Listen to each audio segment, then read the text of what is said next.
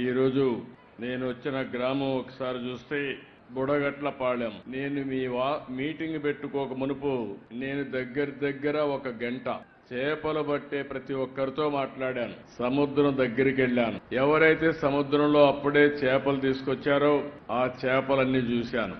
అయితే ఇప్పటికే లేట్ అయింది కాబట్టి చాలా చేపలు చనిపోయే పరిస్థితి. అడిగాను, బ్రతికి తీసుకొస్తారా లేకుంటే కొన్ని చనిపోతాయంటే 2 విధాలుగా ఉంటుందని వాళ్ళు చెప్పారు. నాకు ఎక్కడైతే పోలీస్ అయితే స్వాగతం పలికాడు. మొట్టమొదటిసారిగా నేను వస్తానే మీ ఊర్లో స్వాగతం పలికింది పోలీస్ స్వాగతం పలికాడు. పోలీస్ ఎట్లయితే బందోబస్తుగా వస్తారో దానికంటే సమర్థవంతంగా అన్ని నాకు ఎక్స్ప్లెయిన్ చేశాడు, మీ సమస్యలన్నీ. అక్కడి నుంచి నేరుగా మీ కష్టాలన్నీ కూడా విన్నాను. ఆ కష్టాలన్నీ విన్న తర్వాత కొంతమంది ఆడబిడ్డలు ఎండు చేపల్ని ఏ విధంగా తయారు చేస్తారో అది కూడా చూశాను.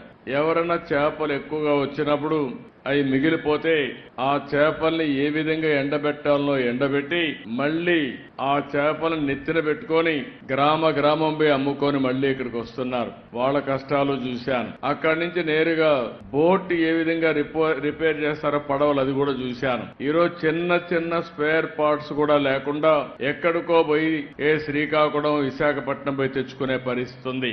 ఇంకో పక్కనే చేపలన్నీ వచ్చినప్పుడు పట్టుకుని తీసుకుని ఎవరైతే అమ్ముతారో అది కూడా చూశాను. వాళ్ళకు కూడా చాలటువంటి ఈ యొక్క ఐస్ బాక్సులు ఉండడం, దానివల్ల కూడా ఇబ్బందులు. ఇక్కడ చేసిన తర్వాత ఎక్కడ మార్కెట్లో రేటు బాగుంటే అక్కడ అమ్మే పరిస్థితికి వస్తున్నారు. మీరందరూ కూడా పేదవాళ్ల కష్టాలు చూశాను.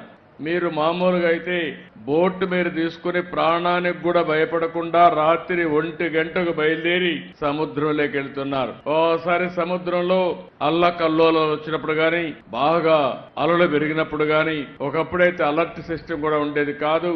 ఇప్పుడు కూడా చాలా మంది ప్రాణాలు పోగొట్టుకునే పరిస్థితికి వస్తున్నారు. అయితే ఇక్కడ జరిగేది కొంతమంది బోట్లన్నీ వాళ్లే కొని, మీ దగ్గర పెట్టుబడి లేదు కాబట్టి మీరు పట్టుకొచ్చిన చేపలు వాళ్లే తీసుకుని ఆ చేపల్లో సగం డబ్బులే మీకు ఇచ్చి వాళ్ళు మాత్రం బలిచిపోతున్నారు కానీ బాగుపడుతున్నారు కానీ మీరు మాత్రం నష్టపోతున్నారు. అది కూడా చూశాను. అక్కడి నుంచి పక్కనే వల రాత్రంతా వెళ్తారు. 1 గంటకో 2 గంటలకో మళ్ళా వస్తారు. అయిన తర్వాత వలంతా కూడా పోతే దాన్నంతా మళ్ళా కట్టుకోవాలి. అది కూడా చూశాను.